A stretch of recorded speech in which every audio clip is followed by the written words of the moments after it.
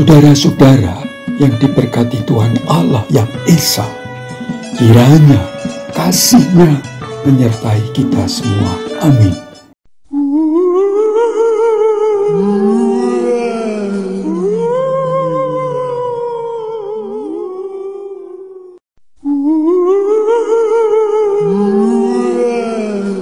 Saudara-saudara, Alkitab jelas-jelas mengatakan fakta dan melaporkan bahwa Yesus Kristus mati disalib di Bukit Golgota atau Kalvari. Peristiwa besar dan keji ini bukan saja ditulis di Alkitab, tetapi juga sebagai sejarah atau histori, ditulis oleh sejarawan kala itu yang bukan pengikut Yesus. Disebut sejarawan masa itu bernama Flavius Josephus. Diperkirakan hidup tahun 37 sebelum Masehi hingga tahun 100 Masehi. Dia merupakan bangsawan dan pimpinan militer Romawi. Josephus menulis catatan soal Yesus ini dalam 20 jilid buku sejarah bangsa Yahudi. Ditulis tahun 93 Masehi.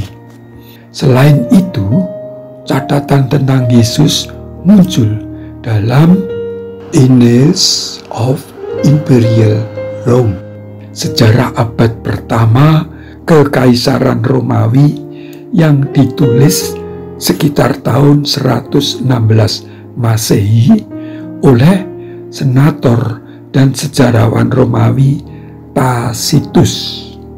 Tidak ada indikasi potensi kesalahan seperti itu dalam bagian yang menyebutkan Kristus. Begitu kata seorang ahli peneliti sejarah. Saudara-saudara terkasih, jelas bahwa apa yang ditulis sejarawan itu menjadi bukti bagi orang di luar pengikut Yesus Kristus bahwa kejadian penyaliban Yesus adalah nyata. Salah satu yang disampaikan tentang peristiwa penyaliban Yesus Kristus ditulis sejarawan Tacitus begini: Kristus, nama pendiri tersebut yaitu kekristenan, dihukum mati oleh Pontius Pilatus, prokurator Yudea pada masa pemerintahan Tiberias. Ya, Yesus Kristus benar-benar disiksa, dirajam, lalu disalib di Bukit Golgota dan wafat.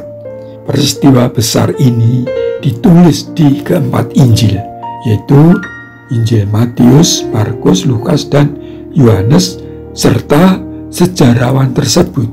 Maka tak bisa dibantah bahwa Yesus benar-benar disalib. Yesus disalib bersama dua penyamun lain. Ya, Yesus Kristus bukan orang lain yang mirip Yesus. Bukan. Yesus secara nyata maupun catatan historis benar mati disalib. Kenapa ada yang menganggap bahwa Yesus tidak disalib? Apa untungnya tidak mengakui penyaliban Yesus dan mengatakan yang disalib orang yang mirip Yesus? Inikah sikap untuk merendahkan Yesus dan tidak mengakui kenabian Yesus? Saudara-saudara yang diberi hidup oleh Allah, penyaliban Yesus adalah penggenapan nubuatan para nabi dan jabur mazmur di Alkitab Perjanjian Lama yang ditulis para nabi ratusan tahun sebelum terjadi penyaliban. Bagaimana orang kok berani menyangkal nubuat Allah mengenai Yesus yang akan mengalami penyaliban yang terkutuk itu? Betul, Allah sendiri yang mengatakan terkutuk. Dalam Ulangan 21 ayat 23 tertulis, sebab seorang yang mati digantung terkutuk oleh Allah. Yesus menjadi terkutuk dengan penyalibannya, yang semestinya kutukan itu untuk manusia berdosa. Saudara-saudara terkasih, Nabi Yesaya dengan gamblang menubuatkan tentang kesengsaraan dan penyaliban Yesus. Dalam Yesaya pasal 52 ayat 13 sampai Yesaya 53 ayat 1 sampai 12. Antara lain disebut Yesaya 52 ayat 14. Seperti banyak orang akan tertegun melihat dia, begitu buruk rupanya, bukan seperti manusia lagi, dan tampaknya bukan seperti anak manusia lagi. Ya, saat Yesus dianiaya, disiksa begitu kejam dengan penuh kebencian, Yesus bukan seperti manusia lagi dan tampaknya bukan seperti anak manusia lagi. Lalu Yesaya 53 ayat 3, ia dihina dan dihindari orang, seorang yang penuh kesengsaraan dan yang biasa menderita kesakitan. Ia sangat dihina sehingga orang menutup mukanya terhadap dia, dan bagi kita pun dia tidak masuk hitungan. Yesus sangat dihina orang hingga sekarang. Sekaligus Yesaya juga menubuatkan arti penyaliban Yesus bagi manusia, seperti ditulis pada Yesaya 53 ayat 4 dan 5. Tetapi sesungguhnya penyakit kitalah yang ditanggungnya, dan kesengsaraan kita yang dimikulnya. Padahal kita mengira dia kena tulah, dipukul dan ditindas Allah. Tetapi dia tertikam oleh karena pemberontakan kita. Dia diremukkan oleh karena kejahatan kita. Ajaran yang mendatangkan keselamatan bagi kita ditimpakan kepadanya, dan oleh bilur-bilurnya kita menjadi sembuh. Saudara-saudara, ya, penyakit, kesengsaraan, pemberontakan, kejahatan, bilur-bilur manusia ditanggung Yesus di kayu salib. Saudara-saudara yang terkasih, pada Yesaya 53 ayat 10-11 ditulis arti terdalam penyaliban itu. Tetapi Tuhan berkehendak meremukkan dia dengan kesakitan.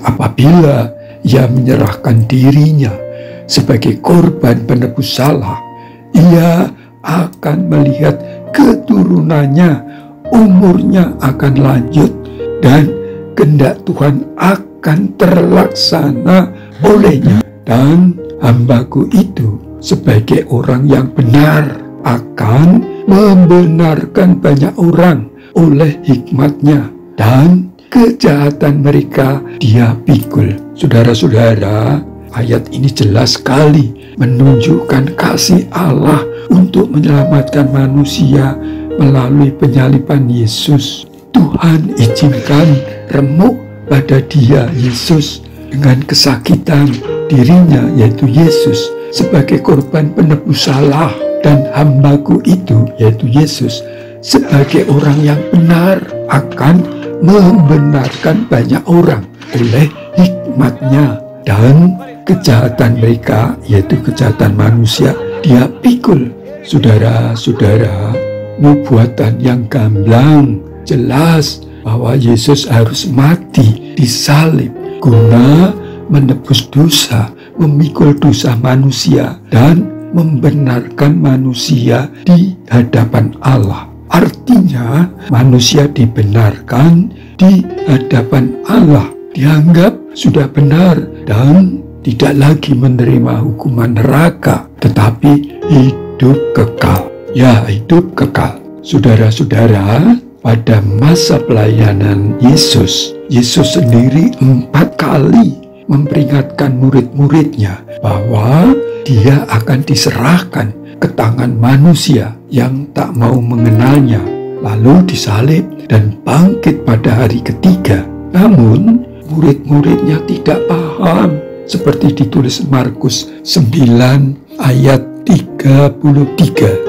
Mereka tidak mengerti perkataan itu, namun segan menanyakan kepadanya. Bahkan Petrus, salah satu murid yang dekat pada Yesus, membantah. Matius 16 ayat 22 sampai 23 begini. Tetapi Petrus menarik Yesus ke samping dan menegur dia. Katanya, "Tuhan, kiranya Allah menjauhkan hal itu," yaitu penyaliban.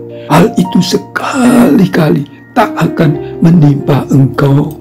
Maka Yesus berpaling dan berkata kepada Petrus, "Enyahlah iblis, engkau suatu batu sandungan bagiku, sebab engkau bukan memikirkan apa yang dipikirkan Allah, melainkan apa yang dipikirkan manusia." Yesus melihat iblis mempengaruhi Petrus agar tidak percaya bahwa Yesus memang harus mati disalib sebagai bentuk penebusan manusia dari kuasa dosa. Kata Yesus, "Enyahlah iblis." Ini tentang iblis. Yesus berkata dalam Yohanes 8 ayat 40, "Ia, iblis, adalah pembunuh manusia sejak semula dan tidak hidup dalam kebenaran, sebab di dalam dia, iblis, tidak ada kebenaran. Apabila ia, iblis, berkata dusta, ia berkata atas kehendaknya sendiri, sebab ia adalah pendusta dan bapa segala dusta." Saudara-saudara terkasih, maka anggapan Yesus tidak disalib adalah pendustaan, anggapan dusta. Jelas bahwa Yesus harus mati disalib guna menebus dosa. Puji nama Tuhan. Ya Tuhan, berkatilah saudara-saudara kami yang meragukan penyaliban Yesus Kristus, karena justru dengan penyaliban Yesus itulah dilakukan penebusan dosa, pengampunan dosa bagi yang menerima dan percaya Yesus. Penebusan yang membawa kepada pengampunan dosa dan hidup kekal. Tuhan Allah, berkatilah mereka, berkatilah kami dalam kasih Yesus. Amin.